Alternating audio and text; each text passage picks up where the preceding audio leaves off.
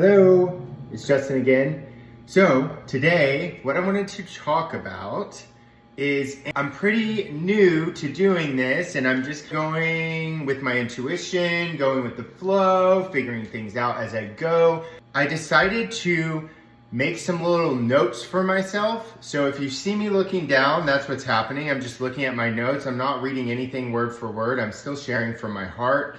I just find that I go down rabbit holes really easily. That is how I was created. And this also ties into what I'm talking about. These systems that have been in place are created for one or two personality types, or even in personality types, it goes so much deeper than that. We are so unique. Each of us is so unique, and I think that there's different things that we can start looking at. So it worked okay at one point. It's clear it's time to change. Systems are crumbling. So grateful for that. I know it can feel really scary sometimes when the things that we're so used to are falling apart, but we're only prolonging our suffering the more that we grasp and hold on to them.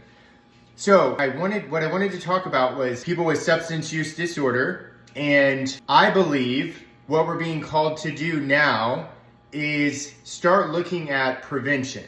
So looking at prevention more than how do we fix this issue. We become very fixated on fixing. We want to fix anything that we perceive as broken on the outside, and we want to do it from the outside in. And what I found in my own experience is that it doesn't work that way. It works the other way around. True change comes from the inside out. We can't force it from the outside in. Maybe putting some parameters and forcing some things into place will put somebody in a place where they change, but that always still comes from inside, internally. So I'm hoping that we shift the focus into what prevention looks like. And what I was reflecting on today and what came to me is, so a few years ago, you know what, it's been a while. It might have been like 10 years ago. This video came out. It was a TED Talk. This was in the beginning of TED Talks. And this guy was talking about how this theory that the opposite of addiction is connection. And I remember at that time, I was still very much in the programmed AA way of thinking. And as much as I was trying to move out of that programming kept coming back in and telling me, oh no, but this is dangerous to think outside that box. Which, by the way, I just want to be really clear that that type of programming and being scared to think outside of the way that you were taught in a way, when people call AA a cult, I believe that is a culty aspect of AA. Of when you feel called to something else, I don't know, just something to reflect on. Never making anything wrong, just something to reflect on. So the opposite of addiction is connection. And I remember watching this video and really, it took me a lot to have an open mind. And that's another thing. That is one of the main things that it's supposed to be based on is open-mindedness. And I find that a lot of us get stuck in fear and we want to attack anyone who thinks outside of the box of what we think AA was created to be. Really, from my perspective, all it was ever created to be is for a process that might work for you, might not, to help you heal and uncover your divine truth or get a connection with God. That was the perspective then. It stemmed from religion, which I think turns a lot of people off too. What I found is really it's talking about, for me, it's the divine light that we are all expressions of. That is God to me. So the opposite of addiction is connection. And it took a lot for me to really move beyond and go, I think that's true. And then they had the little rat, they did the experiment with the rats. And the rats that had the rat park with all the things and they weren't driven to the cocaine as much. And at least the way that I perceived it at that time, and the people that I was around seemed to perceive it as, this is the answer to addiction. We need to get these people connected in community and India, And I don't disagree that is a huge part. I also know that for me, where I'm at in my spiritual journey right now, me being in solitude is very important because the way I'm able to receive information from the other side is for me to not be clouded by the way that we've been stuck in thinking about things for so long. And that's part of my journey right now.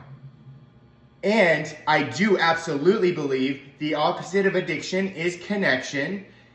And when we're looking at prevention, let me say the one thing that I have noticed that correlates with, I can almost confidently say, every person that has struggled with addiction that I have met is that they felt, and I get chills all over my body whenever I say this, they felt that they didn't fit.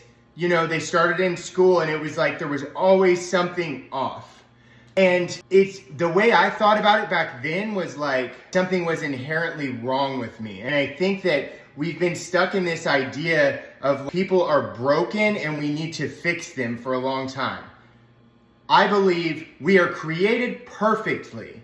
We are created in the image of God as an expression of God. We are expressions of that. So there's nothing wrong with us. And, even all these people have ADD, they have this, they have that. We need to get them to fit because we want them to fit into this box. And that, it does not work because we're all created so differently. But then we want to make somebody else wrong. We want to make that person wrong when I believe we are just being called. And this is going to be something that takes a long time to recreate. And a lot of these, it's going to take many years for us to create a new society that is more in alignment with where we're at in our evolutionary process right now. It is not going to happen overnight. We can't come in and fix it from the outside.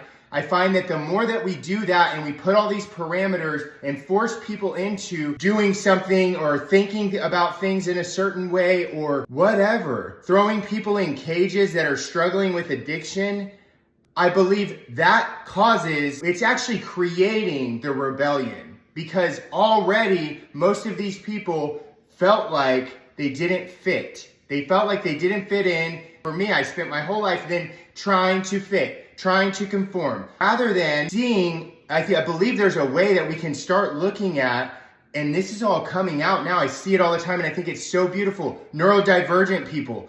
I've been studying neurodivergence and ADD, all these things.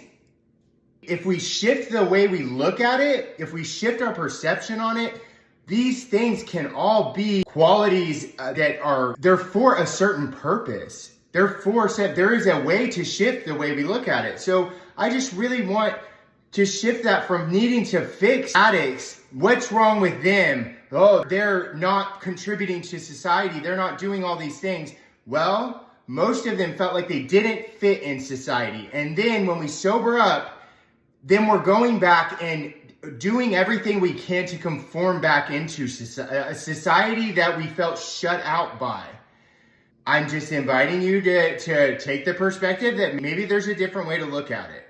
And this is the analogy that has been coming to me, which is interesting. And I do believe a lot of this stuff that comes from the other side. For me, it comes through as a knowing. I'm very emotional and it just comes through as a feeling.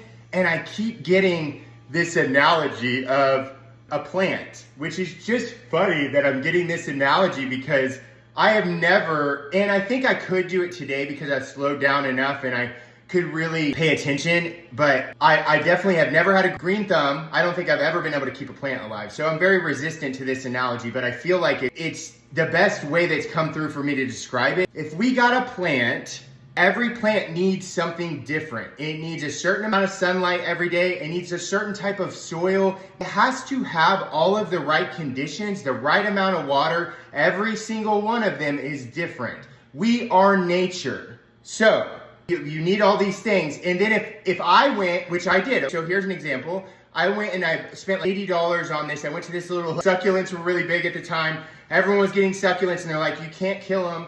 So I got a succulent garden little thing that I had and I was all excited about it. And then I overwatered it. I gave it way too much water and it died. So I think most of us can agree that I didn't go and yell at the plant because I gave it the wrong conditions for it to flourish in its early life. Oh, what is wrong with you? How can you not grow and flourish? But I think, can we correlate that? I'm asking you to look from that perspective of, it's really easy to make the addict wrong for the decisions that they make. And I am not saying that the people that have struggled with addiction should not be accountable for their actions that they have taken as adults. Absolutely, I think we should all be accountable for our actions. And I find when people sober up that usually they do. They go through the process, they take accountability for their part. And I think in prevention, we need to look at how do we give people an environment that they can flourish in? And right now, our system is set up to maybe work for a few certain types of people, to work really well for them. And there's a lot of people that are coming and they just don't feel like they fit in whatever. For me, it was like I couldn't pay attention in class, so something was wrong with me, and then immediately I was made wrong for that. I needed to go to therapy. What's wrong? Why are you so depressed? Rather than, I think that there is a way. The thing is, it's not a one-size-fits-all. So things are going to have to shift in a really big way. But I just wanted to bring that point and invite you to maybe shift our perspective on this, and knowing that opposite of addiction is connection. If we're able to come into a world that we all feel like we're accepted and can play a part in, and everybody, even the people we consider mentally ill, there is a place for everybody. And especially if you're religious or you believe in God in any way, or even not, we were all created exactly as we're supposed to be. And it's like, we keep looking at people, something's wrong. Why are all these people this way? And I'm asking you to consider that maybe it's our systems that are not working to, especially in early life, as people are developing, to help them feel a part of. And also too, I want to just bring the point of looking at calling someone gifted and talented and what that can do to someone as well. I believe we're being called to look at a more even playing field for everybody, and we all have a role to play, and learning how it is that we give each person what they need to flourish in the best way that they can and that they were created to in this world. That's all I have today. Thank you all so much.